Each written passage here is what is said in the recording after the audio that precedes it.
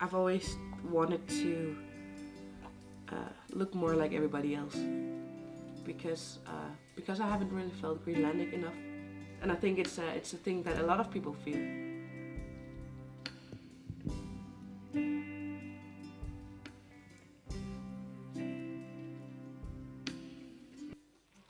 Laura Lennert Jensen, simiarmiungam. Sisaalfamsimi maanisisimiuinungorpunga maaniperuaartorpunga. Maanakkut nuuminaaqarpunga 2020 aallartilaartorlu nuuminaaqarpunga. Tassani kultursamfundshistorie ilinniagaraa. Maanakkut ukio kingulleq aallartiluuttorpaa kandidaatimi. Nipilersortarpunga. Nipilersortartuunga. Nikuunga. Punga. Nipilersortarpunga.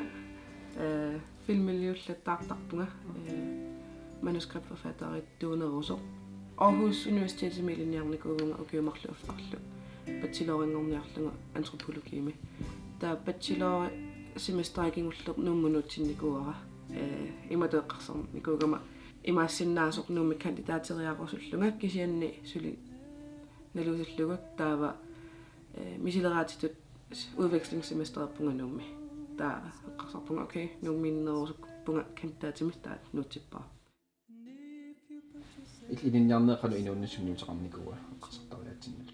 These are things that I've had a hard time understanding during the course of my own life and my own youth and my childhood, and now that I'm an adult. But studying it in some perspective kind of gave me the words to verbalize it and the thought process to understand it.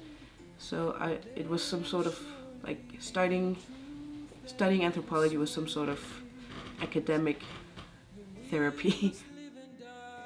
I was the only Greenlandic person in our whole year, so sometimes they would be like, "Oh, so where are you from?" And I'll be like, "Oh, I'm from Greenland," and they'd be like, "Oh, okay," and then they would have some questions, like of course because people are curious, and then I came to realize how I didn't know how to answer their questions, and I would be like, I don't know. Exactly the same things by being Greenland in Denmark. So many times I had to like talk from my country. Yes, become a spokesperson. It became like this. I became a spokesperson for Greenland. I had to like they want to know my political stance all the time. Oh, you want to be independent and everything? What's your thoughts? Everyone like ask all the time. Like yeah, like and I think. Like circling back to your first question about how my studies influenced my way of thinking, I don't think it was as much as the studies, but more the whole thing with going away from what you're used to and people putting you as some sort of spokesperson. And but how much did it change when you moved to Greenland? I had this idea that I would be coming home. I was not. I had a bit of a major culture shock when I moved to New. Why was it a culture shock?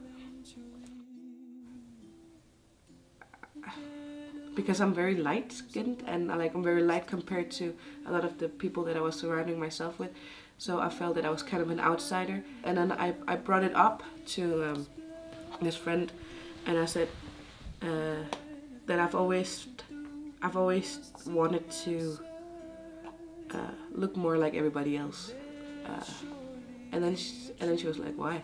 I was like, "Because I haven't really felt Greenlandic enough, in a sense, and I think it's a thing that a lot of people feel." That was one part of it. I was met with a whole other form of understanding because we have the same experience of being in academia that has a tradition of looking at people like us from the outside. Identity is not formed in entity, like it's formed when you meet others, like when different groups meet each other, and it's like on the margins that the identity is formed. It's because we've been exposed to other people that are not like us that we are more aware of how we are. Is there anything you feel like saying? Because it's not your first rodeo with people coming from other countries and doing stuff together. There's a lot of people that think that, for instance, Greenlandic stories should only be told by Greenlanders. I agree with that in some sense, but it always depends on how you do it. Because we can't bar people from doing stuff, but we can inform them on how to do stuff in the most equal way. Then you can like work from within, for instance, academia, or from within storytelling, and see how we can make it better for everyone involved.